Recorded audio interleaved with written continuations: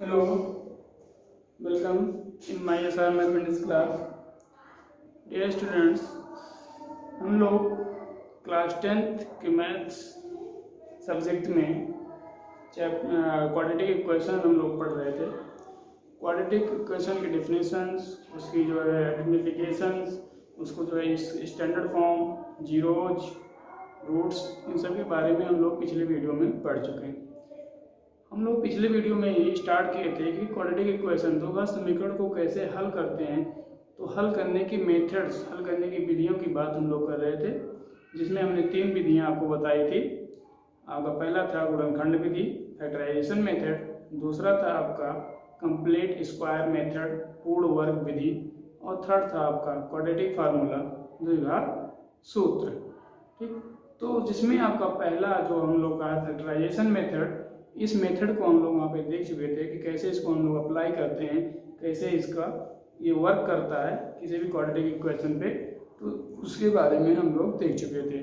तो आइए आज हम लोग देखते हैं कि क्वाड्रेटिक इक्वेशन को हल करने के लिए कंप्लीट स्क्वायर मेथड, पूर्ण वर्ग विधि को हम लोग कैसे अप्लाई करते हैं, कैसे उसका यूज करते हुए हम लोग जो है किसी भी क्वाड्रेटिक इक्वेशन के रूट्स को फाइंड करते हैं। ठीक, तो आज का टॉपिक जो मेरा हो जाएगा पूर्ण वर्ग विधि, पूर्ण वर्ग विधि द्वारा द्विघात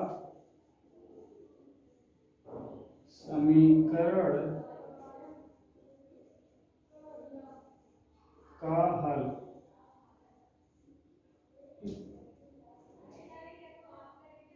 Solutions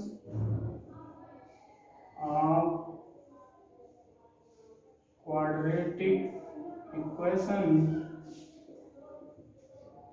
by completing square method. Solution of quadratic equation by completing square method.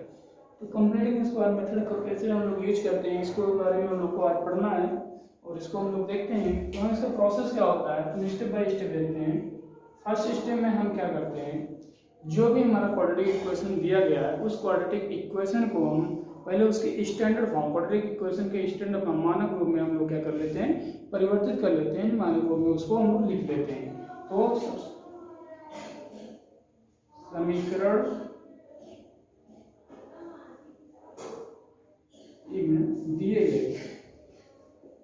दिए गए समीकरण को ax square plus bx plus c equal to 0 के रूप में लिखते हैं। सबसे पहले जो भी हमारा दिया गया समीकरण है उस समीकरण को हम जो है ax square plus bx plus c बराबर 0 के रूप में हम लोग उसको पहले लिख लेते हैं। फिर दूसरा स्टेप हम क्या करेंगे, दूसरे स्टेप में जो हमारा यहाँ एक्स स्क्वायर वाला पद है, एक्स स्क्वायर का टर्म है, इस एक्स स्क्वायर के टर्म का जो कोफिशिएंट होगा, एक्स स्क्वायर का जो कोफिशिएंट्स है, इसके कोफिशिएंट्स को हम लोग 1 बनाते हैं। 1 कैसे बनाएंगे, तो 1 बनाने के लिए आप क्या कर सकते हैं कि जो कोफिशिएंट्स है एक्स स्क्वायर के साथ में इस कोफिशिएंट्स को आप कॉमन कर लीजिए, या फिर जो है आप दूसरे तरीके से कि जो भी कोफिशिएंट्स यहाँ हैं उसी नंबर से ऑन बोथ साइड सभी पदों में क्या कीजिए, भाग कर दीजिए, etch divided by each term on both side by coefficients of x square. X square के कोफिशिएंट्स में जो भी नंबर होगा उस नंबर से हम क्या करते हैं, बोथ साइड में सभी पदों को डिवाइड कर देते हैं, सभी पदों को भाग कर देते हैं। तो इस तरीके से जो है हमारा एक्स स्क्वायर का जो कोफिशिएंट्स है वो 1 हो जाता है। इन्हें हम क्या करेंगे, ए से समीकरण के सभी पदों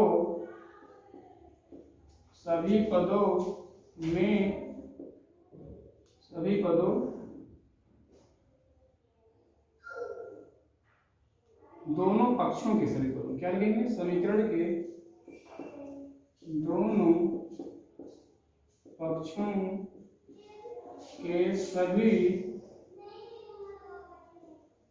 पदों में भाग देते हैं, में भाग करते हैं। अब जब a से, मतलब a क्या है, कोएफिशिएंट ऑफ एक्स स्क्वायर के गुणांक, जब a से क्या करेंगे हम, समीकरण के दोनों पक्षों में सभी पदों में a से हम लोग भाग कर देंगे। तो जब आप a से भाग करेंगे यानी a x square upon a plus b x upon a plus c upon a equal to 0 upon a हो जाएगा। तो यहाँ से क्या a कैंसिल हो जाएगा, तो x square plus B upon A x plus c upon a equal to 0। तब आपका समीकरण कुछ इस रूप में बन जाएगा। ठीक, अब जब एक्स स्क्वायर गुणांक में हमारा क्या हो गया, 1 हो गया, यानी a से भाग करने का मकसद क्या है हमारा, कि हम एक्स स्क्वायर गुणांक से सभी पदों में भाग क्यों कर रहे हैं, तो उस भाग इसलिए कर रहे हैं क्योंकि हमें एक्स स्क्वायर का गुणांक 1 बनाना है, एक्स स्क्वायर का गुणांक हमारा 1 हो जाए, इसलिए हम लोग एक्स स्क्वायर के गुणांक में जो भी नंबर होगा 2 4 5 6 7 8 उस नंबर से हम लोग क्या करेंगे, सभी पदों में भाग कर देंगे दोनों पक्षों में, तो हमारा समीकरण कुछ इस तरीके से आ जाएगा। ठीक, अब हम लोग थर्ड स्टेप में क्या करेंगे, थर्ड स्टेप में जो हमारा एक्स स्क्वायर गुणांक 1 हो जाएगा, तो जो अचर पद है, अचर पद को 0 के उधर कर देते हैं। ठीक है, अचर पद को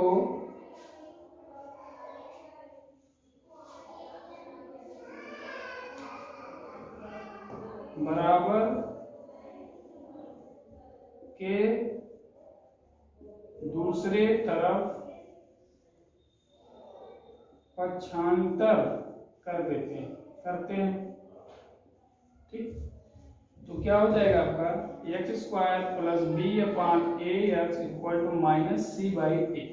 तो जो भी अचर पद आपके समीकरण में आएगा उसको उधर भेज देंगे, तो हमारा हो जाएगा ये इस रूप में इक्वेशन हो जाएगा। ठीक है, अब इसके बाद में हम लोग क्या करेंगे, तो इसके बाद में हम लोग इसके बाद में चौथा स्टेप में क्या करेंगे, हम लोग स्टेप 4 में अब जो x का कोएफिशिएंट है, x का जो गुणांक होगा उस गुणांक का आधा, यानी उस गुणांक का हाफ लेंगे और उसके स्क्वायर वो साइड दोनों पक्षों में क्या कर देंगे, ऐड कर देंगे। ठीक है, तो x के गुणांक का आधे का वर्ग दोनों पक्षों में जोड़ते हैं। क्या करेंगे, x का जो गुणांक होगा उसके आधे का वर्ग यानी square of half of coefficient of x, x के कोएफिशिएंट्स का के हाफ का स्क्वायर दोनों पक्षों में क्या कर देते हैं, जोड़ देते हैं। यानी क्या बन जाएगा आपका x square plus B upon ए इंटू एक्स। अब देखिए यही तो है एक्स का गुणांक कोएफिशिएंट, तो इसका हाफ कितना हो जाएगा, b/2a, तो b अपान 2a का स्क्वायर दोनों तरफ जोड़ेंगे minus C by a plus B upon 2a का स्क्वायर। ठीक, अब स्टेप 5 में क्या करेंगे आप, अब देखिए इधर आपका क्या हो जाएगा, इधर आपका जो है होल स्क्वायर बन जाएगा, तो आपका जो लेफ्ट साइड है ये आपका होल स्क्वायर बन जाएगा, और जब होल स्क्वायर बन जाएगा आपका, तो इधर आप देखिए x plus B upon 2a का होल स्क्वायर। ठीक है, बी का whole square x square plus 2x, हाँ, तो ये आपका हो जाएगा इधर होल स्क्वायर, और इधर का भी हम सिंप्लीफाई कर लेंगे, तो इधर जो आपका बन जाएगा, तो इधर आपका जो बनेगा उसको फिर इधर देखिए ये बन जाएगा आपका minus C by a plus B square upon 2a। तो यहाँ से आप लिख सकते हैं b square minus 2c upon 2a, LCM लेंगे। तो यहाँ से आपका स्टेप 6 में आप क्या करेंगे, इसको उधर ट्रांसफर कर लेंगे।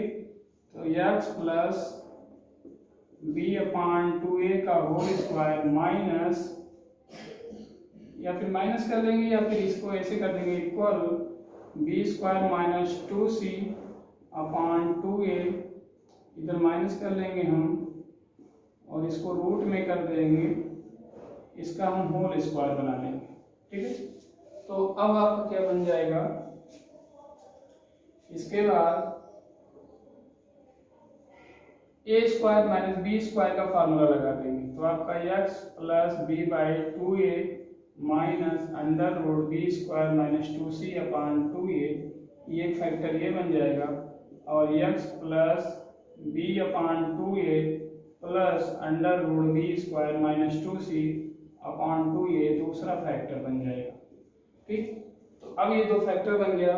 अब यहाँ से हम इसको एक बार 0 के बराबर ले लेंगे और एक बार इसको 0 के बराबर ले लेंगे। तो यहाँ से हमें जो चर क्वांटिटी है जो x है उसकी वैल्यूज हमें निकल जाएगी।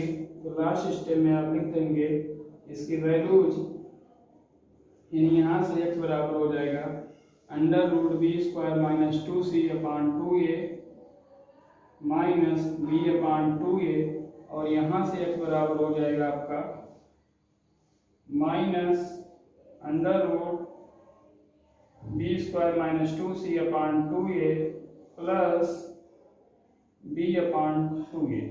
तो ये x की दो वैल्यू यहाँ से आपका मिल जाएगा, एक आपका पॉजिटिव में और एक आपका निगेटिव में। ठीक, तो इस तरीके से हम पूर्ववर्ग विधि का उपयोग करते हैं और हम किसी भी प्रकार समीकरण को हल करते हैं। तो सबसे पहले हमें क्या करना है, तो सबसे पहले हमें दिए गए समीकरण को मानक रूप ax square plus b x plus c equal to 0 के रूप में लिखना है।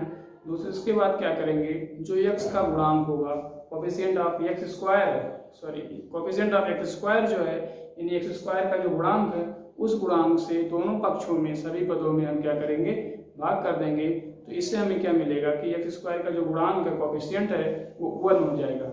उसके बाद क्या करेंगे हम थर्ड स्टेप में कि जो आपका अचर पद होगा, अचर पद को हम बराबर इक्वल के दूसरे तरफ पक्षांतर कर देंगे, ट्रांसफर कर देंगे। उसके बाद फिर जो x का कोफिशिएंट्स है, x का जो गुणांक है उसका आधा लेंगे, आधे का वर्ग करके दोनों पक्षों में जोड़ देंगे, दोनों साइड में जोड़ देंगे।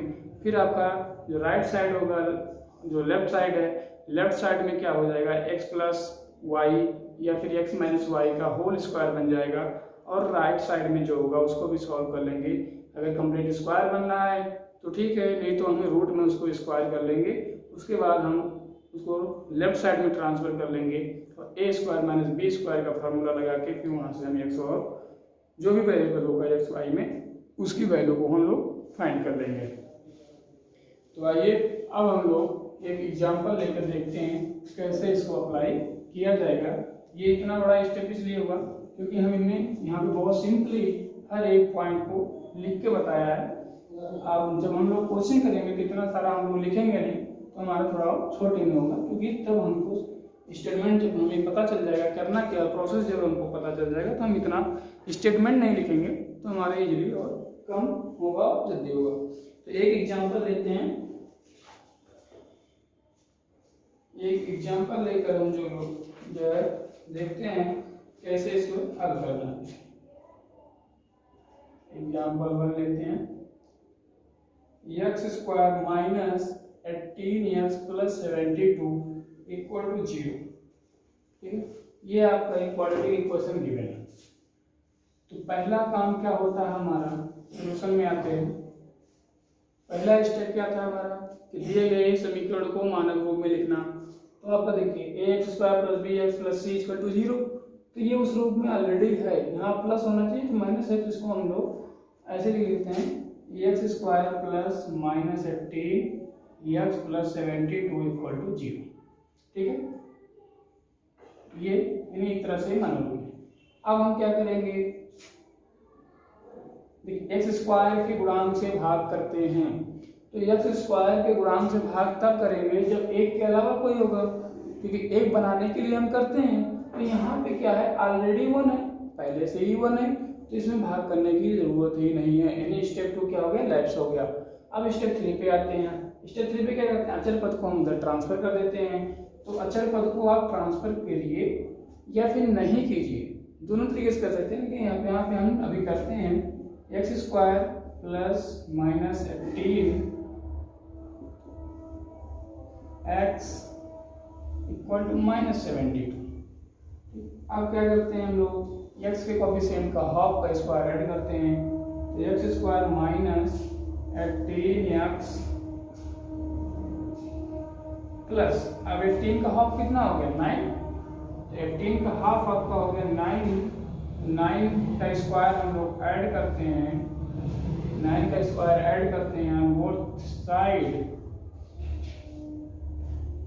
ठीक, अब इसके बाद क्या होंगे, A square minus 2ab plus B square, तो क्या हो गया x माइनस 9 का होल स्क्वायर, और इधर क्या बन जाएगा आपका माइनस 72 प्लस 81, ये आपका x माइनस 9 का whole square equal to 81 minus 72, तो कितना हो गया आपका, ये भी 9 हो गया। तो इसको x माइनस 9 का होल स्क्वायर, इसको इधर ले आते हैं तो माइनस 9 इक्वल टू 0, तो ये x माइनस 9 का होल स्क्वायर माइनस 3 का होल स्क्वायर इक्वल टू 0। तो ये क्या हो गया, ए स्क्वायर माइनस बी स्क्वायर अब लग जाएगा, तो यहाँ से आपका x माइनस 9 माइनस 3 और x minus 9 plus 3 equal to 0, a plus b into a minus b. अब यहाँ पे ये क्या हो गया आपका, x माइनस 12 हो जाएगा, 9 3 12 हो गया, और x माइनस 6 इक्वल टू 0। तो this imply x equal to, इसको 0 के इक्वल लेंगे तो 12 और इसको लेंगे तो 6। तो इस तरीके से जो है आपके x की दो वैल्यू आ गए 12 और 6। तो यानी हमें क्या करना है, दिए गए समीकरण को मानक रूप में लिखना है। फिर अगर एक्स स्क्वायर के कोएफिशिएंट में 1 के अलावा कोई नंबर है, 2 4 6 8 10 12 रूट में कोई भी नंबर है, तब हम उसको सभी पदों में उससे भाग करते हैं, और 1 ही है तो भाग करने की आवश्यकता ही नहीं है। ठीक, तो ये आपका पहला एग्जाम्पल समझे हम लोग। एक एग्जाम्पल और समझते हैं, एक एग्जाम्पल नंबर 2 लेते हैं। एग्जाम्पल नंबर 2 में चलिए ये लेते हैं हम 2x square minus x minus 10 equal to 0। इसको हम लोग को सॉल्व करना है, तो हम इसको पहले मानक रूप में आपको दिया गया है। तो अब क्या करेंगे हम लोग, देखिए पहला स्टेप मानक रूप में लिख लीजिए आप, 2x square plus minus 1 into x plus minus 10 equal to 0। तो इसको लिखने का कोई मतलब नहीं, ठीक है, हम लिखने को लिखें लेकिन आपको कोई मतलब नहीं। तो ये सिंपल, इससे बेटर है कि हम इसको ऐसे ही ले लेते हैं, क्योंकि हमको बार बार ज़्यादा लिखना नहीं पड़ेगा, प्लस माइनस नहीं करना पड़ेगा। तो माइनस 6 माइनस 10 इक्वल टू 0 कर देते हैं, ठीक है। अब जो है एक्स स्क्वायर के गुणांक से हम लोग क्या करेंगे, भाग करेंगे। तो यहाँ पे 2 है तो अब बार भाग करना पड़ेगा, तो x square 2/2 minus x/2 minus 10/2 equal to 0/2। अब देखिए इसको भी हम लोग बार बार नहीं लिखेंगे, इसको भी आप अंडरस्टूड है, आप डायरेक्टली कर सकते हैं, इसको हम बार बार शो नहीं करेंगे। तो 1 ये हो जाएगा, यहाँ पे तो आपका कैंसिल नहीं होगा, 2 ही रहेगा, यहाँ पे कैंसिल हो जाएगा 5। तो ये हो गया आपका x square minus 1/2 x minus 5 equal to 0। 2/0 0 हो गया, 0/2 0 हो गया। अब क्या करेंगे, हम 5 को ट्रांसफर करते हैं, x square minus 1/2 x equal to 5। तो एक्स स्क्वायर माइनस 1/2 एक्स, अब एक्स का कोफिशिएंट है 1/2, तो इसका आधा करेंगे, तो 1/2 का आधा कितना हो जाएगा, 1/2 तो कितना हो गया 1/4। तो 1/2 का आधा कितना हो गया 1/4। तो 1/4 का वर्ग हम लोग दोनों तरफ जोड़ देंगे, 1/4 का वर्ग। अब फिर हम क्या करेंगे, x माइनस 1/4 का होल स्क्वायर बन गया, इधर क्या हो जाएगा 5 प्लस 1/16। तो ये क्या बन जाएगा आपका x माइनस 1/4 का होल स्क्वायर इक्वल टू, ये कितना हो जाएगा, ठीक है, 16 25 80, 80 81, 81/16 हो गया। इसको इधर ट्रांसफर कर लेते हैं, x माइनस ऐसे ले लेते हैं, x माइनस 1 का होल स्क्वायर इक्वल टू, इसको क्या ले सकते हैं आप 9/16 9/4 का होल स्क्वायर। अब देखिए स्क्वायर जो है बोथ साइड में कैंसिल हो जाएगा, तो ऐसे भी कर सकते हैं या फिर इसको इधर ट्रांसफर कर लेते हैं। x -1/4 का होल स्क्वायर -9/4 का होल स्क्वायर इक्वल टू 0। अच्छा, यहाँ पे हम स्क्वायर को कैंसिल क्यों नहीं कर रहे हैं? क्योंकि यहाँ पे स्क्वायर हम कैंसिल इसलिए नहीं कर रहे हैं क्योंकि तब आप x की वैल्यू 1 ही निकाल पाएंगे, ठीक है। लेकिन अगर आपको यहीं पे इस तरीके से सॉल्व करना है तो हम यहाँ स्क्वायर को कैंसिल ना करके हम क्या करेंगे, यहाँ पे इसके रूट स्क्वायर फाइंड कर लेंगे वर्गमूल। तो उससे बेटर है कि हम इसी तरह से करें। तो ये x -1/4 -9/4 a माइनस बी और a plus b equal to 0। तो ये हो जाएगा आपका, देखिए आपका डिनोमिनेटर सेम है तो डिनोमिनेटर ऐड हो जाएगा। तो -9 और -1 तो -10 हो गया, तो -10/4 तो हो जाएगा -5/2। और ये हो जाएगा आपका, देखिए -1 + 9 तो आपका हो गया +8, 8/4 तो हो जाएगा 2, तो x + 2 हो गया इक्वल टू 0। तो यहाँ से x = 5/2 और -2। तो ये दो वैल्यूज यहाँ पे निकल के आई। यही आपके क्या हो गए, इस क्वेश्चंस का रूट्स हो गया, सॉल्यूशन हो गया, हल हो गया, ठीक। तो अब आपको समझ में आ रहा होगा कि हम जो है कंप्लीट स्क्वायर मेथड को कैसे यूज करते हैं क्वाड्रेटिक इक्वेशन को सॉल्व करने में, ठीक। चलिए अब हमारा जो नेक्स्ट मेथड था वो था क्वाड्रेटिक फार्मूला, द्विघात सूत्र, ठीक। उसका हम लोग यूज कैसे करते हैं, उसके द्वारा हम लोग अपने द्विघात समीकरण को हल कैसे करते हैं। तो तीसरा नंबर था आपका द्विघात सूत्र बोलते हैं, या इसी को एक नाम से और जानते हैं Shridharacharya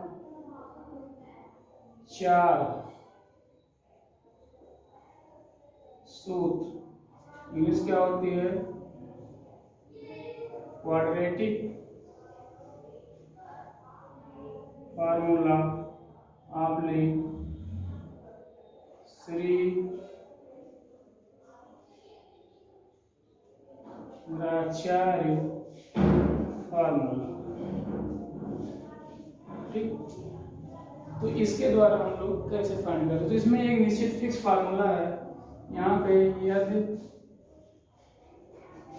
ax² + bx + c = 0, a0 = 0, एक द्विघात समीकरण, यदि नहीं है माना लिखते हैं,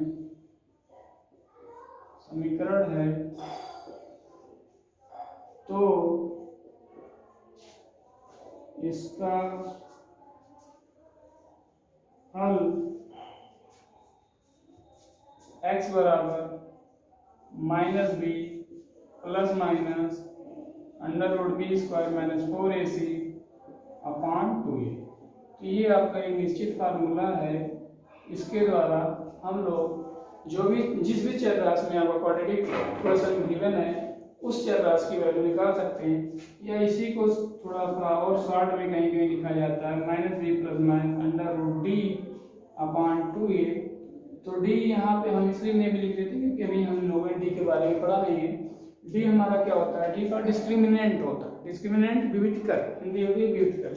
तो d होता है b² - 4ac, तो इसलिए b² - 4ac की जगह पे क्या रख सकते हैं हम लोग, d को पुट कर सकते हैं। तो आप चाहे उसको याद रखिए या फिर इसको याद रखिए, इसको याद रखेंगे तो आपको d को ही याद रखना पड़ेगा कि d क्या होता है। तो d होता है डिस्क्रिमिनेंट, जिसकी सहायता से हम लोग क्वाड्रेटिक इक्वेशन के रूट्स के नेचर को फाइंड करते हैं। नेचर कैसा होगा, उसके रूट्स और नेचर कैसे हैं उसको डिफाइन करते हैं, क्योंकि नेचर कोई अलग अलग टाइप्स के होते हैं, 3 टाइप्स के मेनली आपको यहाँ पे क्लास 10th में देखने हैं। तो उसको नेचर ऑफ रूट कौन बताता है, तो डी की हेल्प से हम लोग आइडेंटिफाई करते हैं, ठीक है। तो उसका यूज यहाँ भी होता है क्वाड्रेटिक फार्मूले में भी।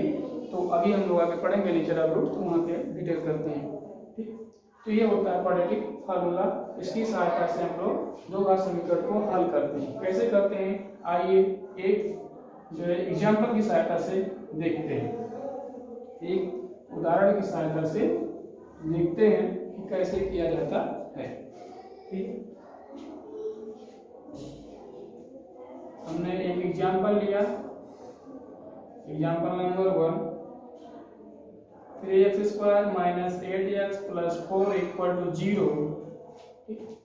ये आपका एक दो घात समीकरण है। इस समीकरण को हल करके इसके मूल को ज्ञात करना है, रूट्स को फाइंड करना है। तो सॉल्यूशन में हम लोग पहला क्या करते हैं, मानक रूप स्टैंडर्ड फॉर्म में लिखते हैं। तो आपका 3x² plus minus 8 into x plus 4 equal to 0।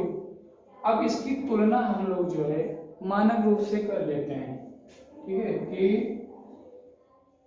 तुलना ax² plus bx plus c equal to 0 से करने पर, अच्छा क्यों करते हैं, ताकि हमें a b c की वैल्यू मिले। तो a इक्वल टू कितना हो गया, देखिए 3 हो गया, और b इक्वल टू कितना हो गया आपका, b इक्वल टू आपका हो गया -8, और c इक्वल टू कितना हो गया 4 हो गया। सिंस अब फार्मूला लगाते हैं, x equal to -b plus minus under root b² minus 4ac upon 2a होता है। तो hence x equal to minus b की वैल्यू कितना -8 plus minus under root b² तो -8 का स्क्वायर माइनस 4a की वैल्यू 3 है इंटू c की वैल्यू 4 अपॉन 2 इंटू 3। फिर यहाँ से आपका x इक्वल टू, देखिए माइनस माइनस का मल्टीप्लाई तो प्लस हो गया 8 प्लस माइनस 8 का स्क्वायर 64, और ये आपका 4 4 जा 16, 16 3 जा 48 अपॉन 6। तो x equal to 8 plus minus, इसको माइनस कर लेते हैं, तो 14 माइनस 8 6, और 5 माइनस 4 तो 1 अपॉन 6। तो this implies x equal to 8 plus minus 4, 16 का रूट स्क्वायर 4 हो गया अपॉन 6। तो दिस इम्प्लाइज x, अब यहाँ पे देखिए, यहाँ पे प्लस माइनस दोनों है, तो एक बार टेकिंग पॉजिटिव टेकिंग नेगेटिव। ठीक है, तो यहाँ हम लिखेंगे टेकिंग पॉजिटिव साइन, तो x equal to 8 plus 4 upon 6, 12 upon 6 2 हो गया। टेकिंग नेगेटिव, तो x equal to 8 minus 4 upon 6, तो 4 अपॉन 6 तो 2 अपॉन 3 हो गया। तो x की दो वैल्यूज निकल के आई, x बराबर 2 और x बराबर 2/3। तो इस तरीके से जो है लोग क्वाड्रेटिक फार्मूले का यूज करते हुए दो घात समीकरण को हल करके वहाँ पे जो उपस्थित चर राशि है उसकी मान को ज्ञात कर सकते हैं, उसके समीकरण के हल को ज्ञात कर सकते हैं। तो ये हो गया आपका क्वाड्रेटिक फार्मूला। ठीक, तो इस पे हम लोग वर्क करते हैं। चलिए अब हम लोग थोड़ा और आगे बढ़ते हैं। हम लोग का जो अगला टॉपिक होगा, अगला टॉपिक क्या है, नेचर ऑफ रूट्स, द्विघात समीकरण के विविध कर। विविध कर क्या होता है, तो विविध कर के लिए, विविध कर अभी हमने यहाँ पे थोड़ा सा चर्चा किया था, तो आइए देखते हैं विविध कर क्या होता है।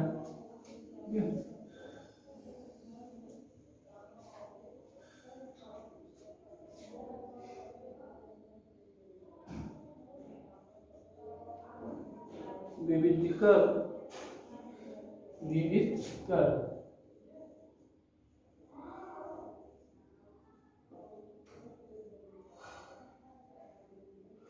कर क्या होता है, डिस्क्रिमिनेंट, डिस्क्रिमिनेंट। ठीक, डिस्क्रिमिनेंट क्या होता है, तो इसमें देखते हैं। ठीक है, कोई भी अगर क्वाड्रेटिक समीकरण है, माना ax² plus bx plus c equal to 0 एक द्विघात समीकरण है तो इसका विविधकर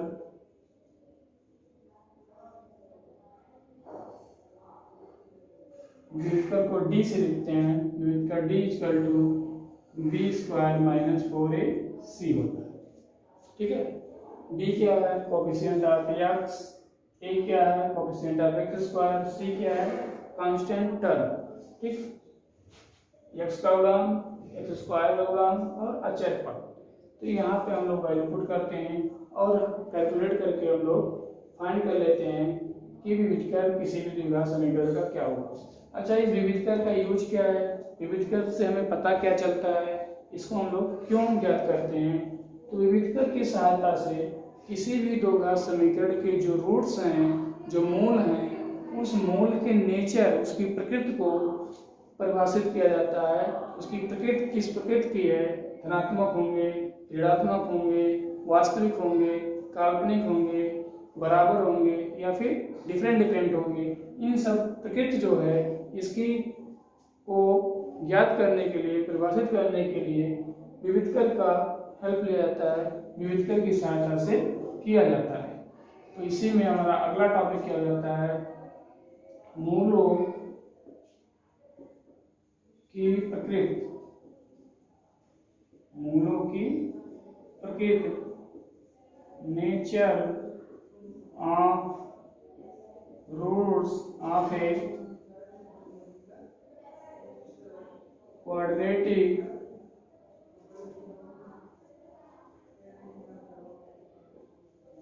इक्वेशंस। ठीक, इसे भी लिख लीजिए आप, दो भाग